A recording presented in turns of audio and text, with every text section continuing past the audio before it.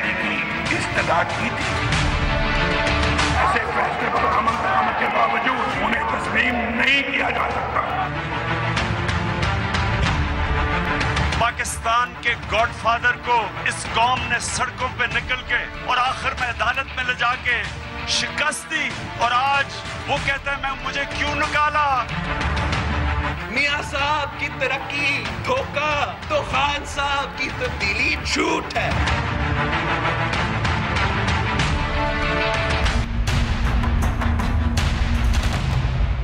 अस्सलामुअलैकुम। दूसरा रुख के साथ मैं हूं सैयद समर अब्बास। नाजरीन, एक ऐसे वक्त में कि जब हम अपने अंदरूनी सियासी मसाइल में उलझे हुए थे, अमरीकी सदर डोनाल्ड ट्रंप ने अफगानिस्तान और बिलखुसूस साउथ एशिया से मुतल्लिक अपनी पॉलिसी का ऐलान कर दिया, जिसमें पाकिस्तान को बड़ी वाज़ेह अल्फाज में धमकी दी गई है कि पाकिस्तान जो है अफगानिस्तान में ऑपरेट करने वाले दहशतगर्दों के खिलाफ कार्रवाई करे, वरना संगीन नताइज भुगतना होंगे। पाकिस्तान की जानिब से कौमी सलामती कमेटी के प्लेटफॉर्म से सिविल और अस्करी क़यादत ने सख्त रद्द अमल का इजहार किया, और अब मंगल को पार्लियामेंट का मुश्तरका इजलास भी होने जा रहा है। वज़ीर ख्वाजा आसिफ ने दौरा अमरीका मुलतवी कर दिया, जबकि army chief general Qamar Javed Bajwa ने अमरीकी सफ़ीर को बड़ी वाज़ेह अल्फाज में यह बता दिया कि पाकिस्तान को अमरीकी इमदाद की ज़रूरत नहीं, बल्कि जो कुर्बानियाँ पाकिस्तान ने दी हैं दहशतगर्दी के खिलाफ जंग में, उन कुर्बानियों का एतराफ़ और उन्हें तस्लीम करना जो है पाकिस्तान डिमांड करता है। दूसरी जानिब सियासी सूरत हाल की बात की जाए तो NA 120 के ज़िमनी इलेक्शन में सियासी गहमा गहमी अपने उरूज पर है। एक तरफ इमरान खान इस वक्त लाहौर में डेरे डालकर बैठ के हैं, इलेक्शन कैंपेन को खुद मॉनिटर कर रहे हैं, जबकि मरियम नवाज ने नून लीग की जानिब से इलेक्शन कैंपेन जो है उसे अब वो लीड कर रही हैं। वो वहाँ पे मुशावरती इजलास कर रही हैं, वहाँ पे मुख्तलिफ वो पार्टी मीटिंग्स कर रही हैं और रैलीज भी निकाल रही हैं। खुद इलेक्शन कैंपेन को वो लीड कर रही हैं। और जबकि पाकिस्तान पीपल्स पार्टी की बात की जाए तो आसिफ अली जरदारी नैब में आखिरी करप्शन रेफरेंस से बरी हुए हैं, जबकि बिलावल भुट्टो जरदारी के जलसे भी तवातर से जारी हैं। गुज़श्ता रोज़ उन्होंने फतेह जंग में जलसे से खिताब किया, जिसमें उन्होंने नवाज शरीफ और इमरान खान दोनों को ही आड़े हाथों लिया। बिलावल भुट्टो जरदारी ने कहा कि इमरान खान के तब्दीली के दावे और नवाज शरीफ के तरक्की के दावे सब झूठ हैं। इस सारी सूरत हाल पर बात करने के लिए हमारे साथ खुसूसी तौर पर अवामी मुस्लिम लीग के सरबरा शेख रशीद अहमद साहब। शेख साहब, बहुत शुक्रिया हमें शो में वक्त देने के लिए। शेख साहब, जो अमरीकी सदर डोनाल्ड ट्रंप की पाकिस्तान को धमकी आई है, उस पर जो पाकिस्तान का रद्द अमल आया है, ये कितना फर्म और कितना सॉलिड सख्त रद्द अमल था? गो के जनरल कमर जावेद बाजवा ने अमरीकी सफीर पर वाजे किया है कि पाकिस्तान को अमरीकी इमदाद नहीं चाहिए, बल्कि अमरीका एतराफ़ करे पाकिस्तान की कुर्बानियों का जो दहशतगर्दी के खिलाफ पाकिस्तान ने दी हैं। देखें, एक नाकाम खारजा पॉलिसी जो नवाज शरीफ ने जहेज़ में छोड़ी है 4 साल से, उसके असरात मरतब होना शुरू हो गए हैं, और उसके मुकाबले में हिंदुस्तान ने एक बड़ी कामयाब खारजा पॉलिसी को जन्म दिया। घबराने वाले ना हम हैं, ना हमें होना चाहिए, ना हम किसी से डरते हैं, बट ये हार्ड फैक्ट है, जब इस मुल्क का वज़ीर आज़म नवाज शरीफ मोदी के वोट टेकिंग पे जाएगा तो फिर सारे इस्लामी मुल्क उस तरफ रुझान करेंगे। अगर नवाज शरीफ ये कहता है कि तुम मुसलमानों के कातिल हो, तुम बूचर हो, तुमने मुसलमानों के खून से आग और खून की होली खेली, फिर उससे पगड़िए ना बदलते, फिर उससे रिश्तेदारियाँ और कारोबारी तल्लकात ना निकालते, तो शायद सूरत हाल मुख्तलिफ होती। और हम जो दुनिया में एक रोल अदा करने जा रहे हैं चीन के साथ, चाइना इकनॉमिक कॉरिडोर, हम तो पता नहीं पीस लगाने जा रहे हैं, उसके बदल में दिल्ली से बॉम्बे तक 1400 या कितने 1600 किलोमीटर होगा। जापान बना के दे रहा है डबल ट्रैक इंडिया को, जिसके दोनों तरफ इंडस्ट्रियल जोन होंगे। इसराइल जा रहा है वहाँ इन्वेस्टमेंट के लिए, सारी इस्लामी दुनिया जा रही है। हमें तो ऐसे ही जोग्राफिया की मार पड़ रही है, उसका हमें फ़ायदा भी हो रहा है, हमारा नुकसान भी हो रहा है। लेकिन हर शख्स को ये अंदाज़ा होना चाहिए, कोई शख्स अफ़गानिस्तान की जंग जीत नहीं सकता पाकिस्तान के बग़ैर, और इंडिया को अगर कोई वहाँ रोल मिलेगा तो आप देखिएगा कि उसके नतीजे कितने खौफनाक और कितने तकलीफ़ दे होंगे।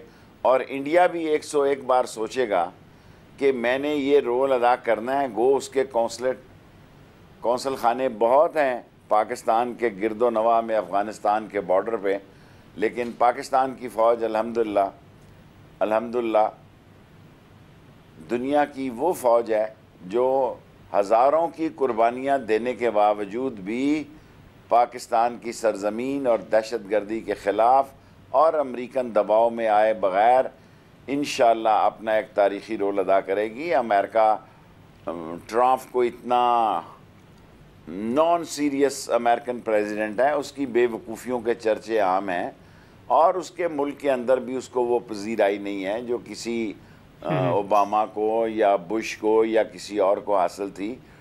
Trump is a question mark leader in USA और मोदी उसका फ़ायदा उठाने में कामयाब हो रहे हैं। हमें अपनी स्ट्रेटजी को असर नौ गौर करना चाहिए और एक होना चाहिए, कौमी इत्तेहाद और सलामती की बेहतर मिसालें कायम करना चाहिए ताकि मुल्क के अंदरूनी और बैरूनी ख़तरात का मुकाबला कर सकें। तो साहब, इसी मामले पर जो पार्लियामेंट का मुश्तरका इजलास भी होने जा रहा है, इस इजलास में इससे क्या निकलेगा? क्या वही तकारीर होंगी, दावे या वादे होंगे या फिर कुछ निकलेगा भी? देखें, सियासी तकारीरें ही होंगी और क्या निकलेगा। पार्लियामेंट डिबेटिंग क्लब है जिसका स्पीकर एक कंट्रोवर्शियल आदमी है और सारी आलम इस्लाम को हमने नाराज़ किया इस पार्लियामेंट ने और इस्लामी दुनिया की बड़ी सीरियस रिजर्वेशन है। सो ऐसे आलम में पार्लियामेंट का यकजा होना और एक यकजहती का इजहार करना, और कोई पार्लियामेंट ने तोप या तलवार नहीं चलानी होती। पार्लियामेंट ने यही मैसेज देना होता है कि हम पाकिस्तान के लिए, पाकिस्तान के दुश्मनों के खिलाफ। साहब, ये डिमांड भी तो अपोजिशन की ही थी कि इस मामले पर पार्लियामेंट का मुश्तरका इजलास बुलाया जाए। बुलाया जाए, अच्छी बात है, बुला लिया तो बहुत अच्छी बात है। लेकिन साहब, जो राय है कि जो खारजा पॉलिसी है वो पार्लियामेंट में नहीं कहीं और बनती है। मैं खुलकर बात करूं तो GHQ की बात की जाए कि GHQ में बनती है खारजा पॉलिसी, तो आप इस राय से इत्तेफाक करते हैं या आपकी राय कुछ और है? GHQ भी पाकिस्तान का है और खारजा पॉलिसी का दफ्तर भी पाकिस्तान का है। जिस मुल्क में गद्दार जैसे एम्बेसडर, हक्कानी जैसे, मेरे मुंह से कुछ निकलने लगा था, बिकाऊ और क्या मैं लफ्ज़ इस्तेमाल करूं, गद्दार, जिस मुल्क के फॉरेन ऑफिस में अमेरिका जैसे हसास मुल्क में, और अभी उसने जो शेमलेस स्टेटमेंट जारी किया है, उस फॉरेन ऑफिस में जहाँ गंदे अंडे और गंदे अंडे पे ही रहने दें जन्म पाते हों, वहाँ अगर फ़ौज नज़र रखती है तो इसमें क्या बुराई की बात है जी। पाकिस्तान की फ़ौज है ना, आपको क्यों चुभ रही है? आपको ख़ास तकलीफ़ है जिन लोगों को कि फ़ौज नज़र रखती है, क्योंकि गद्दार लोग जाते हैं पोस्टिंगों पे, गद्दार लोग जाते हैं जो पाकिस्तान की बदनामी का बायस मानते हैं। फॉरेन ऑफिस आधा बच्चे की ज़चगी के लिए मुल्क से बाहर चले जाता है ताकि उसका वो शुक्र है दौर ख़त्म हो गया। शेख साहब, मुझे तो कोई तकलीफ नहीं, जहाँ भी बने मुल्क के वज़ीर मुफाद बननी चाहिए, पार्लियामेंट में बने, GHQ में। Let me finish first.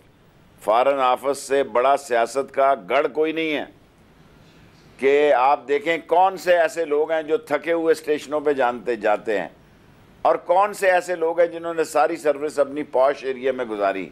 ये मालशियों का और चमचों का और ऐसे लोगों का है जो कि मफाद परस्तों का टोला है। अगर फौज नजर रखती है तो कोई बुरा बात नहीं है। फॉरेन ऑफिस में तो अब फॉरेन ऑफिस में तो अब ख्वाजा आसिफ जैसा जीरक सियासतदान, सीनियर सियासतदान आ गया है वजीर खर्चा।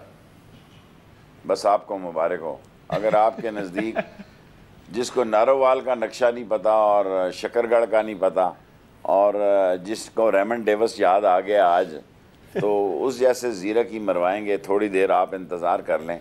ये नवाज शरीफ की सारी जीरक टीम उसको जहाँ ले पहुँची है और खुदा ना करे कि पाकिस्तान को कहीं और ले डूबे।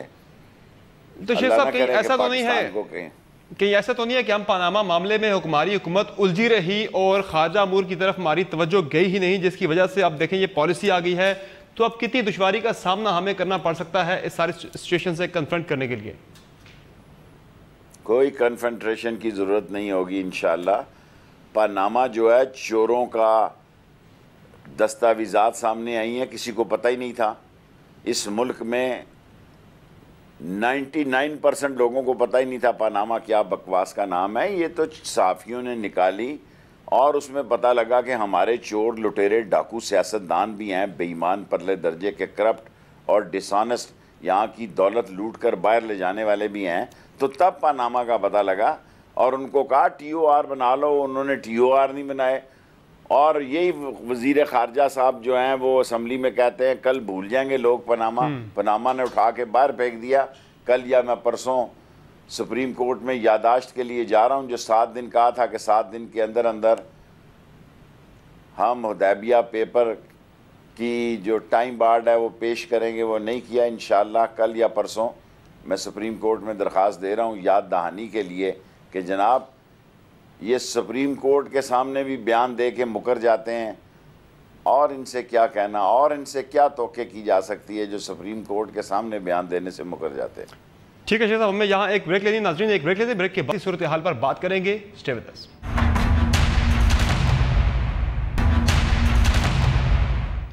Welcome back. शेख साहब, नवाज शरीफ साहब ने तो पनामा मामले पर 10 सवालात खड़े कर दिए हैं और उन्होंने ग्रैंड पॉलिटिकल डायलॉग शुरू करने का भी ऐलान कर दिया है, तो इन सवालों का कोई आपके पास भी जवाब है क्या? जिन्होंने फैसला सुनाया ना वो रिव्यू में इसका जवाब दे देंगे। मौसूफ एक तरफ गाली निकाल रहे हैं, दूसरी तरफ भीख मांग रहे हैं उन्हीं 5 जजेस से। सो घबराएं नहीं, या हाथ आसमान पे लगाएं या पाँव ज़मीन पे लगाएं, और ये जितने सवाल हैं इंशाअल्लाह रिव्यू में इसका जवाब मिल जाएगा। ये कहना कि 3 ने सुना 5 ने सुना, ये कहना डिक्शनरी लगाई, सैकड़ों ऐसे केसेस हैं जिसमें डिक्शनरी का हवाला दिया गया। ये कहना जनाब अली के JIT जनाब अली 20/4 के फैसले की JIT को जिन्होंने चैलेंज ही नहीं किया। मेरा ख्याल है अक्टूबर तक सारे केस क्लियर हो जाएंगे जी, नवंबर लगा लें बस। मेरी जन्म 6 नवंबर डेट ऑफ बर्थ से पहले सारे केस क्लियर हो चुकेंगे, ये अपनी औकात में आ चुके होंगे। और ये जो आंखें दिखा रहे हैं नैब को और रेफरेंसेस को कि जाओ जो कुछ करना कर लो, हम नहीं पेश होते, ये सारी चीज़ें पेश हो चुकी हो जाएंगी नवंबर तक। शेख साहब आप नवंबर में इस दफ़ा एक तारीखी सालगिरह मनाने की प्लानिंग कर रहे हैं, इसका मतलब है? मैं तो अब तारीखी मनाऊंगा। पिछली दफ़ा तो कसाई भाग गया था पिछले साल, इस दफ़ा तो कसाई ने सही तरह का कानूनी और आइनी सारे शीशे दिखाए हैं। और मुझे उम्मीद है, मुझे पूरी उम्मीद है कि 30 दिसंबर से पहले इस मुल्क में सियासत का ऊँट की, खैर ये बात नहीं, मैं पहले भी कह चुका हूँ कि 2017 बड़ा क्रूशल साल है और 30 दिसंबर तक पाकिस्तान की सियासत फैसला कुन दौर में दाखिल हो चुकी होगी। लेकिन शेख साहब नवाज शरीफ साहब पर तो छुरी चल चुकी है, अब कसाई छुरी किससे गले पर फेरने जा रहा आपके नज़दीक, कब दावा कर रहे हैं? देखें अभी तो सारे लोग वही हैं, मेरा मतलब है अकेला बंदा तो नहीं, पूरा टब्बर चोर है जी। अभी तो देखें ना, 2 बेटे तो बाहर निकल के वो तो आएंगे नहीं। अभी तो ये 300 मिलियन जो है, 330 मिलियन का जो अलबरका का केस है, अलबरका बैंक का केस है, और उसके सारे विटनेसेस हैं, वो किधर जाएंगे? वो सब यहीं होंगे। और ईद के फ़ौरन बाद मेरा ख्याल है नॉट लॉन्ग 15-16 तारीख से इनके केसेस शुरू हो जाएंगे लगने। रेफरेंस की तारीख 7 को ख़त्म होती है, और 7 को ना लगा तो 8 सितंबर को लग जाएगा जी। बिल्कुल। तो शेख साहब मुसलसल 2 मरतबा नैब की जानिब से नोटिस मिलने के बावजूद शरीफ ख़ानदान नैब में पेश नहीं हुआ, और रेफरेंसेस जो हैं जिस तरह अभी आपने बात की कि वो 8 या 10 सितंबर तक फाइल हो जाएंगे, तो अब शरीफ ख़ानदान को JIT से निकलकर नैब में फंसता देख रहे हैं आप? देखिए उनके पास सबूत कोई नहीं है। मैं भी होता तो यही करता, मैं भी होता तो यही कहता, क्योंकि चोरी का माल है मेरे पास, मैं सबूत ही नहीं दे सका, मेरे पास सबूत ही नहीं है इस सारे माल के। ये जो मैं इतनी शाहाना शहनशाहियत कहाँ से आई, कहाँ से फ्लैट खरीदे, वो कतरी का तो मैं सबूत नहीं दे सका। जब नहीं है तो मैं क्या करूँगा? मैं यही करूँगा कि एक्स पार्टी फैसला करा दूँ, फिर किसी टाइम इंतज़ार करूँ। सो उनकी पॉलिटिकल स्ट्रेटजी ये है, अगर उनके पास सबूत होते तो 126 दिन कोई ना कोई तो सबूत देते। लेकिन शेख साहब इसी नैब की बात की जाए तो नैब में आसिफ जरदारी साहब के खिलाफ जो करप्शन का आखिरी रेफरेंस था उसमें भी वो गुज़श्ता रोज़ बरी हो गए हैं। तो ये नैब के बारे में ये भी कहा गया कि ये नैब जो है इसने गर्मजोशी से सबूत इकट्ठे नहीं किए जरदारी साहब के खिलाफ, तो यही नैब किस तरह से एहतसाब करेगी नवाज शरीफ साहब का? इसीलिए तो एक जज को सर्वेलेंस के लिए रखा है कि ज़रा नोटिस रहे। और ये केस जो आसफ जरदारी का फैसला हुआ है ये पहले हो चुका था, ये केस कोई नया केस नहीं है मेरे ख्याल में। इस केस में सारे मुलज़म पहले बरी हो चुके थे और आसफ जरदारी का वहाँ क्यों नहीं पेश हुए और क्या मसला हुआ, ये कोई नया केस नहीं, इस पुराने केस में सारे लोग बरी हो चुके हैं। सो इस केस को ये ना सोचा जाए कि नैब जो है, नैब ने अगर नवाज शरीफ के ढीले ढाले रेफरेंस देने हैं तो बेशक दे, बड़े शौक़ से दे नैब ढीले ढाले रेफरेंस, लेकिन हर केस के पीछे अवाम का शऊर और अवाम की ताकत, अवाम का जोश, अवाम का वलवला और अवाम की हिम्मत होती है। मैं नहीं समझता, हमने अभी एक बारिश में जलसा किया, 3.5 घंटे बारिश के बाद 3 दिन के नोटिस में गया, जलसे के बाहर लियाकत बाग के 7 गुना जलसा था, which shows the people reaction against Nawaz Sharif. और नवाज शरीफ ने जो कमेटी चौक में सारे आज़ाद कश्मीर और गिलगित बल्तिस्तान की पुलिस सफ़ेद कपड़ों में ला के भी चंद हज़ार लोगों से ज़्यादा लोग नहीं इकट्ठे कर सका। मैं नहीं समझता, मैं समझता हूँ उनका स्लोली काउंट डाउन शुरू हो चुका है। तो ये जो नैब का मामला है और जरदारी साहब की बात की जाए तो नैब से बरियत का कोई फ़ायदा होगा जरदारी साहब को पॉलिटिकली, या फिर जो उन पे करप्शन का दाग है वो धुलने वाला नहीं, जिसका आपने जिक्र भी किया था सखर के जलसे में? मैं नहीं समझता। मैं आसफ जरदारी के मुंह पे ये बात कह चुका हूँ कि अगर आसफ जरदारी हकीकत में बिलावल को चार्ज दे देता और पीछे से अपनी जादू की छड़ी निकाल ले तो शायद बिलावल कोई रोल प्ले कर सकता है, वरना पंजाब में पीपल्स पार्टी के रोल को मैं कोई अहमियत नहीं दे रहा। आइंदा इलेक्शन भी नून और तहरीक इंसाफ में होगा और बाकी लोग सारे वाइट वाश हो जाएगा, ख़त्म हो जाएंगे। तो बिलावल ने क्या जवाब दिया था आपकी तजवीज़ पर? जी सर, उन्होंने कहा, बस सभी लोग थे, मैंने उनको कहा अगर तू अपने बेटे पे एतबार नहीं करता तो फिर तुझ पे कौन एतबार करेगा, तेरी वजह शोहरत कोई अच्छी नहीं है। तो इस पर उन्होंने हंस दिए और सारी तकरीर ही मुझी पे की। सो मैं ये समझता हूँ कि आसिफ जरदारी अगर कैंपेन में होते हैं तो पंजाब में कोई उनकी सियासत नहीं है। जरदारी साहब तो कहते हैं कि मैं मुस्तकबिल नहीं हूँ पीपल्स पार्टी का, आसफा और बिलावल मुस्तकबिल है इसका। बिलावल से भी आपकी मुतअद्दिद मुलाकातें हुई, आपने उन्हें भी यही बात कही है बार बार कि आप खुद लीड करें। मुझे मुफ्त मशवरे तो नहीं देने चाहिए। मैंने आसिफ जरदारी को कहा था कि आसफा को आप लॉन्च करें। बिलावल से मेरी गपशप 2-3 दफ़ा मुख्तलिफ फंक्शनों में हुई है। मैं आसफा में बेहतर सलाहियतें देखता हूँ, ये मेरी राय है, जो कि मुझे नहीं देनी चाहिए। अब आपने सवाल किया तो अब मैं सवाल को खाली नहीं छोड़ना चाहता, और मेरे नज़दीक आसफा बेहतर चॉइस है बिलावल से। अच्छा, तो NA 120 की शेख साहब बात कर ली जाए तो वहाँ पे इस वक्त सियासी माहौल जो हम देख रहे हैं काफ़ी ज़्यादा गर्म है। एक तरफ इमरान खान इस वक्त लाहौर में डेरे डालकर बैठ के हुए हैं और दूसरी जानिब मरियम नवाज़ खुद कुलसूम नवाज़ की इलेक्शन कैंपेन को लीड कर रही हैं। तो बज़ाहिर ये इमरान खान बामुकाबला मरियम नवाज़ दिखाई दे रहा है। तो कितना बड़ा मुकाबला आप देख रहे हैं NA 120 का?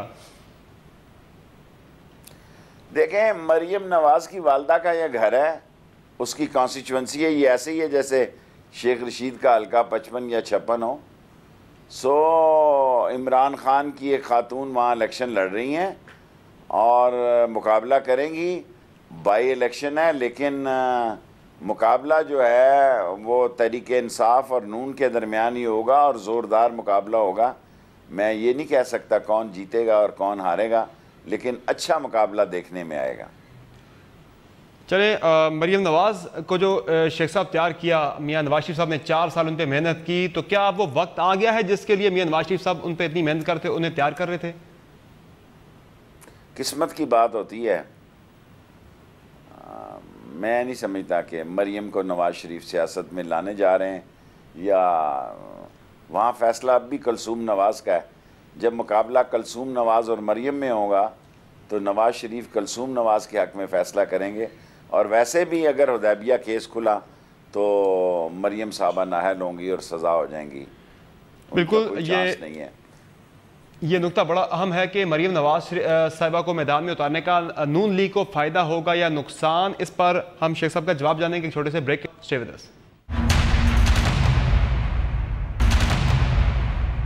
Welcome back. शेख साहब, ब्रेक से पहले बात हो रही थी NA 120 के ज़िमनी इलेक्शन की, जहां नून लीग की जानिब से मरियम नवाज इलेक्शन कैंपेन को लीड कर रही हैं।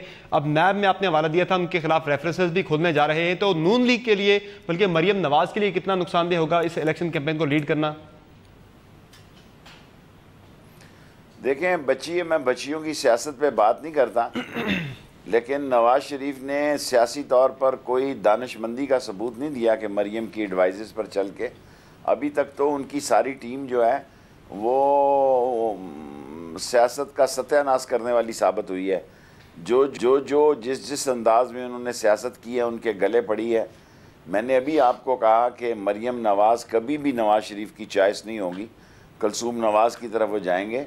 और मैं मरियम नवाज को, आगे अल्लाह को पता है, मैं बिफोर टाइम नहीं कहना चाहता, लेकिन मैं मरियम नवाज की सियासत नहीं देखता। मैं उनको सियासी तौर पर नाअहल होता देख रहा हूँ।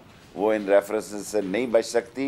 उन्होंने झूठे डॉक्यूमेंट दिए हैं, उन्होंने गलत दस्तखत किए हैं, और वो इस सारे काम में मेरे ख्याल है वो गलत खेली हैं और गैर ज़िम्मेदाराना तौर पर उन्होंने एडवाइज़ किए हैं। और ख़ुद उनकी सियासत भी जो है वो कोई मैच्योर पॉलिटिक्स नहीं है। उसमें उनका सियासी कैरियर के नुकसान होने का ज़्यादा, बल्कि पाबंदी लगने का एक लंबे अरसे का ज़्यादा ख़तरा होगा और उनको सज़ा भी हो सकती है। शेख साहब, कल मरियम नवाज साहब ने एक बड़ा दिलचस्प बयान दिया। उन्होंने कहा कि उनके अब्बू ने जिसे भी मोहब्बत दी उसने धोखा दिया। तो मसला उनके अब्बू के साथ है या अब्बू के महबूब के साथ? मालूम नहीं। अब्बू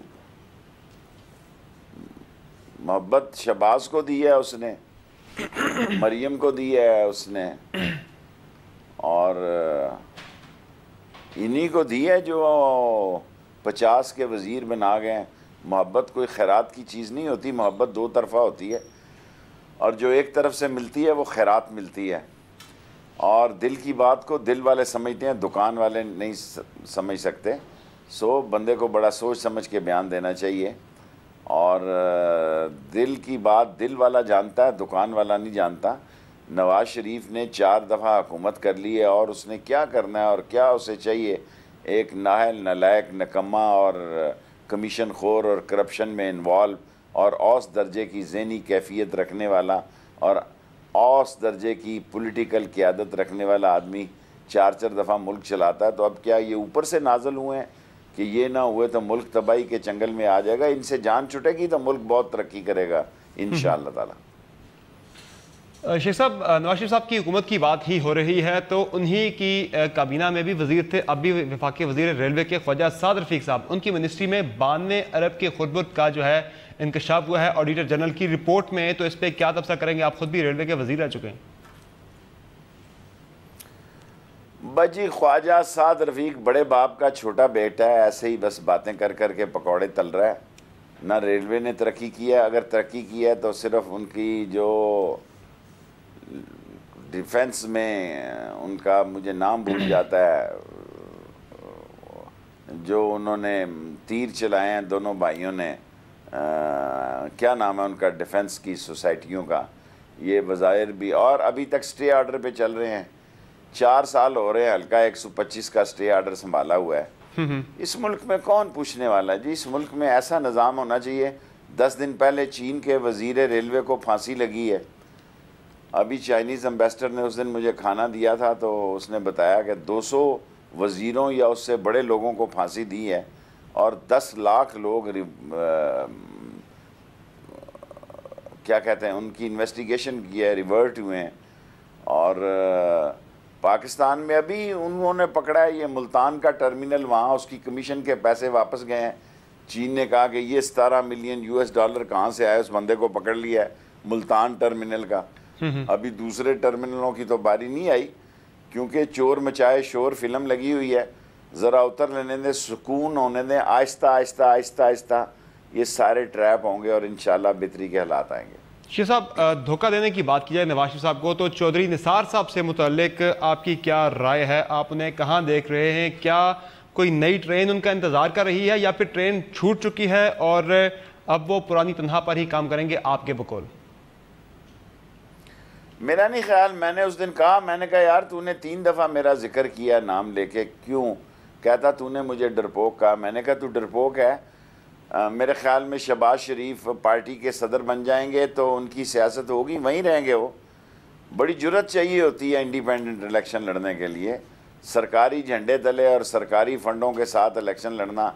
हमारा देखें ना, 6 साल से माँ बच्चे का हॉस्पिटल जो है वो 12 बिलियन रुपीस लगे हुए पड़ा है, शेख रशीद एक्सप्रेस वे पड़ी है, कॉलेज पड़ा है, पैसे पड़े हैं, एक ईंट नहीं लगा सकते। अल्लाह की तरफ से ये पकड़ में आए हैं और पकड़ में आए हैं। मैं चौधरी निसार की सियासत में कोई जुर्रतमंदाना रिंदाना फ़ैसला नहीं देख रहा। वहीं है और वहीं रहेगा और वहीं से अपनी सियासत करेगा।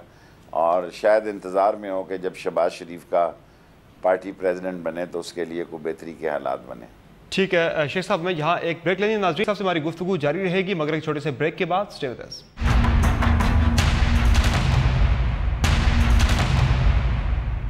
Welcome back. शेख साहब, जहाँ आपने बहुत सारी पेशगोइयाँ की, आपने बहुत सारे तबसरे किए। आपका तबसरा ये था कि नवाज शरीफ फ़ौज से NRO मांग रहे हैं। फ़ौज ने तो बड़ी वाज़ेह तरदीद कर रही है कि ऐसा कोई मामला नहीं है।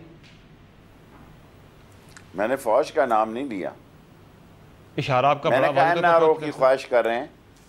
फ़ौज ने आज तक कोई मेरे बात की तरदीद की हो तो मुझे बताएं। मैंने तो कहा कि नहीं मिलेगा उसको NRO, वो हुदैबिया केस नहीं चलाना चाहते। देखें, मैंने जो बात कही है मैं उस पर कायम हूँ। मैं कह रहा हूँ उसको NRO नहीं मिलेगा, वो NRO की तलाश में है। एक भोंडा किससे मांग रहे हैं NRO शेख साहब, अगर फौज से नहीं तो? ज़ाहिर है राब्तों में तो लोग होते हैं ना जिनसे भी मांगते हैं। मैंने ये नहीं कहा कि उनको NRO मिलने जा रहा है। मैंने कहा कि इस वक्त जो रिएक्शन है, इस वक्त जो मामलात हैं, वो मुशर्रफ चला गया NRO देने वाला। अब अदालतों की सवाबदीद पे है सब कुछ। अदालतों में उनकी रिव्यू पिटीशन है, ये उनका राइट है जी, और वो अपना हक मांगने जा रहे हैं। और जो रिव्यू पिटीशंस का फ़ैसला आएगा कौम के सामने आ जाएगा। ये 05 का फ़ैसला है, कोई मामूली फ़ैसला नहीं है।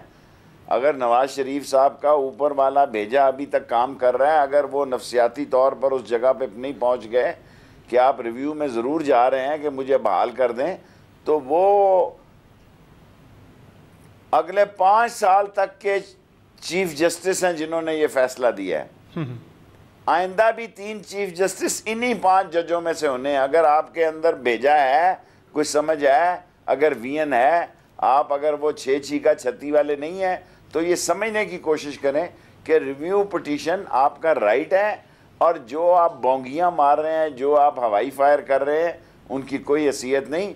आपका असल काम जो है कि आप अगर रेफरेंसेस में आप नहीं जाते तो आपकी अदम मौजूदगी में रेफरेंस ट्रायल होंगे, उसके ज़िम्मेदार आप होंगे। आप ये कहेंगे, फिर जलसे करते फिरेंगे कि हम शामिल नहीं हुए, हमें शामिल होने का मौका नहीं दिया, एक जज का मुकर्रर कर दिया। कौम को ये नहीं बताएंगे कि हमारे पास इन रेफरेंसेस का जवाब नहीं था। शेख साहब, आपके सियासी करियर से मुतालिक बात की जाए तो हमारे गुज़िश्ता शो में आपने एक बात की थी। आपने ये कहा था कि पनामा केस का फैसला आने के बाद आप फैसला करेंगे कि आपने तहरीक इंसाफ में शमूलियत इख्तियार करनी है या नहीं। तो क्या फैसला किया आपने फिर शेख साहब? मैं तहरीक इंसाफ के साथ हूँ, इमरान खान के साथ हूँ। मैं कोई बड़ी लंबी सियासत नहीं कर रहा जी। 55-56 अल्लाह के फजल से मैं लड़ रहा हूँ और 54 से इमरान खान लड़ेंगे, अल्लाह से उम्मीद है। और 1-2 सीटें और उनसे मांगूंगा। इसलिए मेरे जाने ना जाने से कोई मसला नहीं। मैं खामखा उनके लिए मसला नहीं बनना चाहता। मैं उनके लिए ज़्यादा रिलैक्स माहौल देना चाहता हूँ ताकि अपने वो खुले फ़ैसले करें और मैं अपने इंडिपेंडेंट फ़ैसले करूँ। सो मैं अवामी मुस्लिम लीग के कलम दुआत के साथ ही 55-56 में इलेक्शन लड़ूंगा और तहरीक इंसाफ की सारे पाकिस्तान में कैंपेन चलाऊँगा। तो मुशावरत आपकी होगी 55-56 में MPAs का जो इलेक्शन होगा उसके लिए? MPAs तो उन्होंने फैसला करना है, मैंने तो नहीं करना। आप सिर्फ NA का लड़ेंगे, आपकी पार्टी से कोई MPA का कैंडिडेट नहीं होगा? मैं सिर्फ NA का लड़ूंगा। लाहौर में 2 सीटों की हमने रिक्वेस्ट की है इमरान खान साहब से, हमें सूबे की दें। लेकिन ज़ाहिर है जब NA का मैं कैंडिडेट हूँगा तो मुझे वो सब समझदार हैं, 20-21 साल हो गए हैं उनको सियासत में, वो मेरी राय को भी वज़न देंगे। लेकिन ये है कि MPAs का फ़ैसला इमरान खान ने करना है, मैंने नहीं करना, ये भी तय है। शेख साहब, वज़ीर-ए-आज़म शाहिद खाकान अब्बासी का जब नाम आया बतौर वज़ीर-ए-आज़म, उनकी नामजदगी हुई तो आपने फौरी तौर पे ऐलान किया था कि आप उनके खिलाफ जो 200 अरब की करप्शन का एक जो रेफरेंस है उसको लेके आप सुप्रीम कोर्ट जाएंगे, तो क्या फिर फैसला हुआ उसका? इलेक्शन कमीशन जाऊंगा, आप भूले जा रहे हैं। इलेक्शन कमीशन बड़ा लंबा प्रोसेस हो जाता। हाँ जी, पहले तो मैं सुबह कल या परसों जाऊंगा ना जी सुप्रीम कोर्ट, इस केस को तो ख़त्म करूं। सर जी, केस करना आसान काम नहीं होता, बड़े महंगे वकील हैं और मैं खुद इतना पाए का वकील नहीं हूँ। आज केस मेरा तैयार हो गया है हुदैबिया का, इतने दिनों से लगा हुआ हूँ। आप मेरी शक्ल देखें, 8-8, 10-10 घंटे काम करना पड़ता है। कभी एक वकील से मशवरा करो, कभी दूसरे से, कभी तीसरे से। और मैं तो सोच रहा हूँ अब कोई चैम्बर ही ज्वाइन कर लूँ, क्योंकि पहली दफ़ा पता लगा कि वकीलों की फ़ीस इतनी ज़्यादा होती है। आप सोच भी नहीं सकते कि बड़े वकीलों की कितनी फ़ीस है। आदमी का दिमाग फिर जाता है फ़ीस सुन के। वो तो मेहरबानी करते हैं कि मुफ्त में काम चला रहे हैं। वो भी रेफरेंस तैयार है। एक लेटर जो है, मैं कल परसों दुबई गया था, एक साहब ने कहा था कि मैं वो लेटर दे दूंगा, वो वहाँ से भाग ही गया और मिला ही नहीं बंदा। ये बहुत बड़ा टाइफून है। लोग फाइनली आर्टिकल 62-63 में तरमीम क्या होगी? अपोजिशन तो अब मुत्तफिक दिखाई दे रही है तरमीम के खिलाफ। नहीं होगी, कभी नहीं होगी। 62-63 आइन इस्लाम कानून है, काला काला रसूलुल्लाह का अलम है और सादिक और अमीन होना हुक्म इलाही है। और अगर हाकिम सादक और अमीन नहीं है तो मेरे नज़दीक वो मुजिब इल्ज़ाम है और 62-63 इनका बाप भी नहीं ख़त्म कर सकता। ये ख़त्म हो जाएंगे, 62 और 63 ख़त्म नहीं होगी। और मेरी 62F की वजह से ये गए हैं और इंशाअल्लाह ताला 62-63 कायम रहेगी। और अमीन, सादक और अमीन होना इस्लामी आइनी मुल्क का जो इस्लाम के नाम पे बना, उसके हाकिम के लिए लाजिम है कि वो सादिक और अमीन हो। ये हुक्म इलाही है, इससे फरारी हासिल नहीं की जा सकती। ठीक है, बहुत शुक्रिया शेख साहब। हमें प्रोग्राम में नाज़रीन आज के शो में इतना ही। फीडबैक ज़रूर दीजिएगा। इजाज़त दीजिए, अल्लाह हाफ़िज़।